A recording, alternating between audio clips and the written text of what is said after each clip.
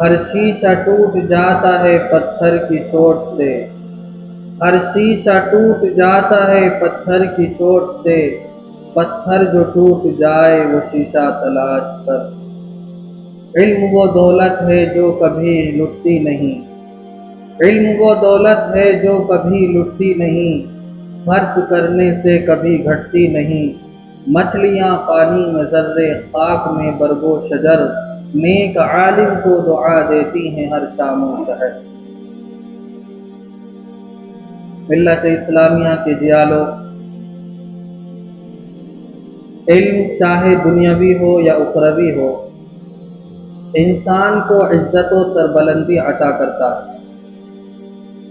فرق صرف اتنا ہے کہ دنیاوی علوم دنیا ہی تک محدود رہ جاتے ہیں، آخرت کے اندر ان کا کوئی فائدہ نہیں ہوتا، اور دینی علوم دنیا کے اندر بھی کام آتے ہیں اور آخرت کے اندر بھی نفع بخش ثابت ہوتے ہیں۔ حضور اکرم صلی اللہ تعالی علیہ وسلم نے اپنی مبارک زبان سے ارشاد فرمایا، طلب العلم فریضۃ علی کل مسلم او مسلمہ۔ اتنا علم ہر مسلمان مرد عورت پر سیکھنا فرض ہے کہ حلال و حرام کی پہچان ہو جائے۔ مثلا اللہ رب العزت نے ہمارے اوپر 5 وقت کی نمازوں کو فرض فرمایا، تو نماز کے اتنے مسائل کم از کم ہر انسان کو یاد رہنا ضروری ہے کہ کن صورتوں میں نماز خراب ہو جاتی ہے اور کن صورتوں میں خرابی سے بچایا جا سکتا ہے۔ اللہ تعالیٰ نے روزے فرض فرمائے تو اتنا علم سیکھنا ضروری ہے جس سے روزوں کی کمی اور ان کے نقصان کی تلافی کا انسان کو علم ہو۔ دین اسلام کے مسائل ہر نوعیت کے اعتبار سے اتنے ہر انسان کے ذہن میں ہونا ضروری ہے کہ بوقت ضرورت اسے خود اندازہ ہو جائے کہ یہ کام صحیح ہو چکا ہے یا خراب ہو چکا ہے۔ اللہ رب العزت نے علم کو ذریعہ بنایا، اور علم کی بنیاد پر انسان نے دنیا کے اندر بہت کچھ کر دکھایا۔ اللہ تعالیٰ نے انسان کو ذہن دیا، ذہن کے استعمال کا طریقہ سکھلایا، تو انسان نے ہوائی جہاز بنائے، سمندروں کے اندر سفر کیے، زمین کے اوپر مکانات بنائے، پہاڑوں کے اندر سرنگیں بنائیں، اور نہ جانے کیا کیا چیزیں انسان نے بنا کر کھڑی فرما دی۔ یہ جہاں اللہ کا فضل تھا وہیں اللہ نے علم کو ذریعہ بنایا۔ ہم غور کریں کہ اللہ رب العزت کی عجیب مشیت ہے کہ انسان جب پیدا ہوتا ہے تو انسان جاہل مطلق پیدا ہوتا ہے، یعنی اپنے اچھے برے کی تمیز پیدا ہونے والے بچے کو نہیں ہوتی۔ انسان کے علاوہ اللہ تعالیٰ نے جتنی جاندار مخلوق دنیا کے اندر پیدا فرمائی، چاہے وہ پرندے ہوں، چاہے وہ جانور ہوں، چاہے وہ چرند ہو، ہر جاندار چیز پیدائشی طور پر سمجھدار ہوتی، پیدائشی طور پر تعلیم یافتہ ہوتی۔ آپ پرندوں کو دیکھیں کہ وہ اپنے انڈوں سے نکلنے کے بعد ہی اپنے اچھے برے کی تمیز کرنے لگتے ہیں۔ اگر ان پر کوئی خلاف توقع حملہ ہوتا ہے تو بچنے کی کوشش کرتے ہیں، وہ بات الگ ہے کہ بچا نہ جائے، لیکن ہمارے ایک معصوم بچے کے پاس جو بالکل ابھی پیدا ہوا ہو، آپ خنجر لا کر رکھیں، چاقو لا کر رکھیں، وہ اس کو اپنے منہ کے اندر لے گا۔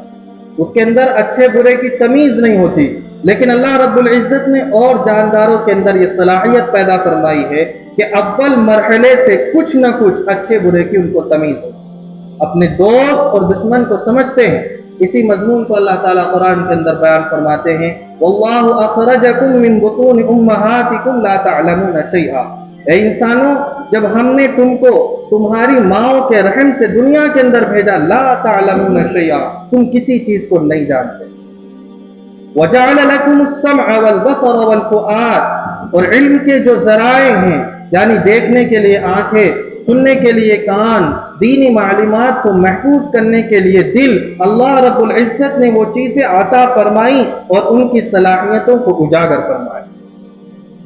تو علم چاہے دنیاوی ہو چاہے اخروی ہو، دونوں صورتوں کے اندر انسان کو کچھ نہ کچھ ترقی ملتی ہے، لیکن ترقی کے اندر فرق ہوتا ہے، ایک عارضی ہوتی ہے، ایک اصلی ہوتی ہے۔ اخروی علوم اصلی ترقی عطا فرماتے ہیں اور دنیاوی علوم جو ہے عارضی ترقی عطا فرماتے ہیں۔ نبی کریم صلی اللہ تعالی علیہ وسلم نے اپنی مبارک زبان سے ارشاد فرمایا، انما بعثت معلما، میں دنیا کے اندر معلم بنا کر، استاد بنا کر، سکھانے والا بنا کر بھیجا گیا۔ اور اللہ رب العزت نے پیغمبر علیہ السلام سے ارشاد فرمایا، بلغ ما انزل الیک من ربک وان لم تفعل فما بلغت رسالتہ۔ میرے محبوب صلی اللہ علیہ وسلم، ہم نے آپ کو دنیا کے اندر علم دین لے کر بھیجا ہے اور یہی ہمارا مقصد ہے۔ آپ اپنے علم اپنے تک محدود نہ رکھیں، دوسروں کو سکھائیں، ان کو بتلائیں۔ اگر آپ نے نعوذ باللہ ایسا نہ کیا، ہمارے دیے ہوئے علم کو چھپا لیا اور اپنے صحابہ تک نہ پہنچایا، فما بلغت رسالہ، جو ہمارے بھیجنے کا مقصد ہے آپ کو دنیا کے اندر، وہ پورا ہی نہیں ہو سکتا۔ تو نبی کریم صلی اللہ علیہ وسلم کو اللہ تعالیٰ نے یہ ہدایت دے کر اور نبی علیہ السلام نے اپنی زبان مبارک سے اس مفہوم کو ادا فرما کر یہ بتلا دیا کہ علم دین کی اہمیت نگاہوں کے اندر ان کی کتنی۔ ہم اپنے اعضاء کا صحیح استعمال کریں، اپنے اوقات کو صحیح وقت کے اندر لگائیں۔ ان تمام چیزوں کی معلومات ہمیں اسی وقت ہو سکتی ہے جب ہمارا دامن علم دین سے وابستہ ہوگا۔ اگر ہمارا دامن علم دین سے خالی ہوا تو اپنے وقت کو صحیح استعمال کرنے کی نوعیت ہم نہیں سمجھ پائیں گے اور اپنی زندگی کے اعضاء کو صحیح استعمال نہیں کر سکتے۔ نتیجہ یہ ہوگا کہ انسان گمراہی کا راستہ اختیار کرنے پر مجبور ہوگا۔ پیغمبر علیہ السلام دنیا کے اندر تشریف لائے، اللہ رب العزت نے آپ کو نبی بنایا اور نبی بنانے کے بعد آپ کے سر مبارک پر نبوت کا تاج پہنانے کے بعد غار حرا کے اندر سب سے پہلی وحی جو نازل ہوئی اس کا تعلق علم سے تھا۔ اقرأ بسم ربک الذی خلق خلق الانسان من علق اقرأ وربک الاکرم الذی علم بالقلم علم الانسان ما لم یعلم۔ اللہ رب العزت نے سب سے پہلی وحی کا انتخاب فرمایا اور علم کے ذرائع کا تذکرہ فرمایا اور علم کی اہمیت کو پیغمبر علیہ السلام کو سمجھایا۔ اسی سے اندازہ ہو سکتا ہے کہ اللہ رب العزت نے کتنی قدر و منزلت کے ساتھ نبی علیہ السلام کو اس علم کے بارے میں سمجھایا تھا۔ یہی وجہ ہے کہ حضور اکرم صلی اللہ علیہ وسلم علم کے تعلق سے دو اہم دعائیں اللہ رب العزت سے مانگا کرتے ہیں۔ ایک دعا آپ نے امت کو سکھائی، اللہم انی اسألک علما نافعا، اے اللہ علم نافع ہم کو عطا فرما۔ اللہم انی اعوذ بک من علم لا ينفع، اے اللہ علم غیر نافع سے ہماری حفاظت کرو۔ گویا کہ نبی کریم صلی اللہ تعالی علیہ وسلم اللہ رب العزت سے اس علم کا سوال کر رہے ہیں جو دوسروں کے لیے سود مند اور نفع بخش ثابت ہو، اور اس علم سے اللہ کی پناہ مانگ رہے ہیں جو دوسروں کے لیے گمراہی کا سبب بنے۔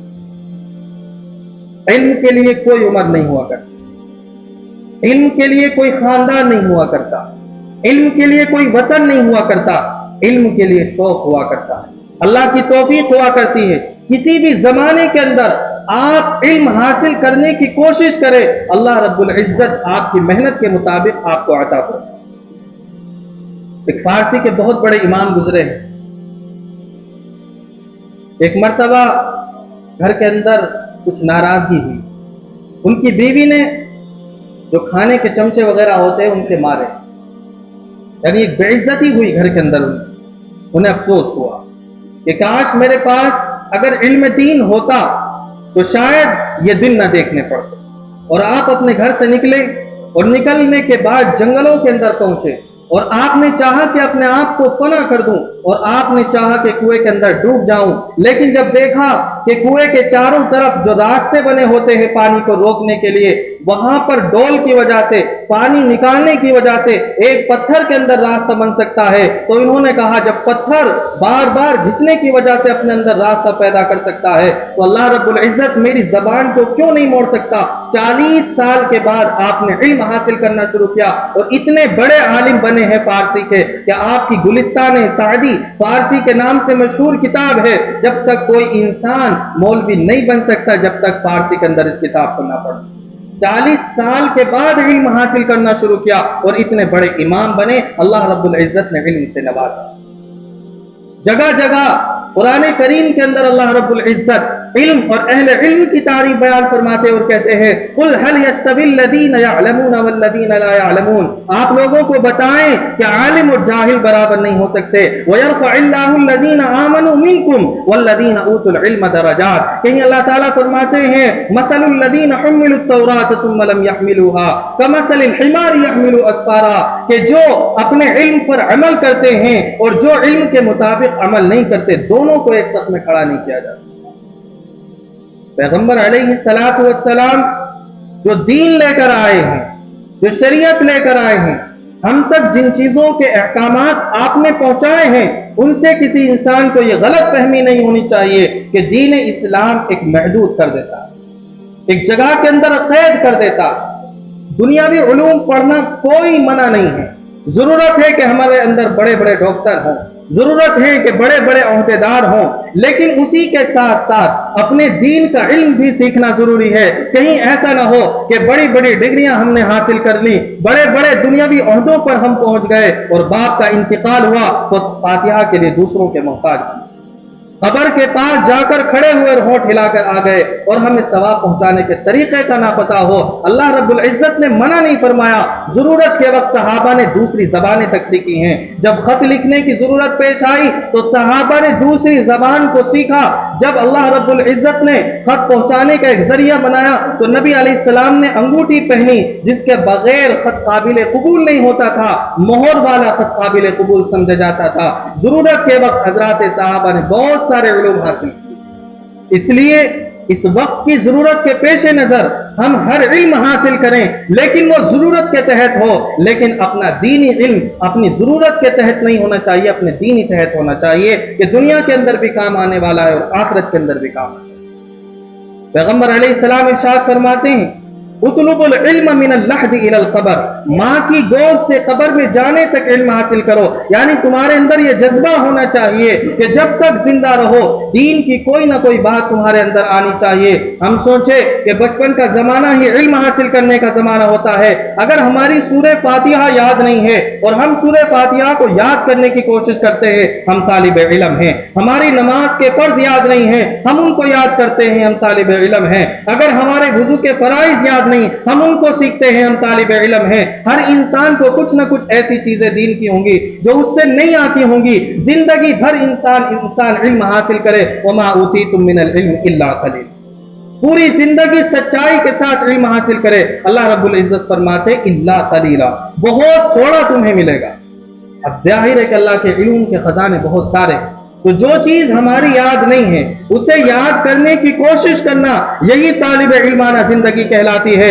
اسی کے بارے میں نبی کریم صلی اللہ تعالی علیہ وسلم خوشخبری سناتے ہیں من سلک طریقا یلتمس فیہ علما سہل اللہ لہ طریقا الی الجنہ. کہ جس نے علم کو حاصل کرنے کے لیے اس کی طلب کے اندر اپنے اوقات کو کھپایا, اپنی زندگی کو لگایا, اپنے گھر بار کو چھوڑا, اپنے وطن کو چھوڑا اور علم حاصل کرنے کے اندر لگا رہا. اب چاہے وہ مدرسے کی زندگی ہو, چاہے مسجدوں کی زندگی ہو, چاہے اپنے مقام پر دین کے دوسرے راستوں کے ذریعے علم حاصل کیا جائے, چاہے وہ دنیاوی علوم ہو اور اسی کے ساتھ دین کا علم ہو, قرآن کا علم ہو, تفسیر کا علم ہو, حدیث کا علم ہو, احکام شریعت کا علم ہو, مسائل کا علم ہو.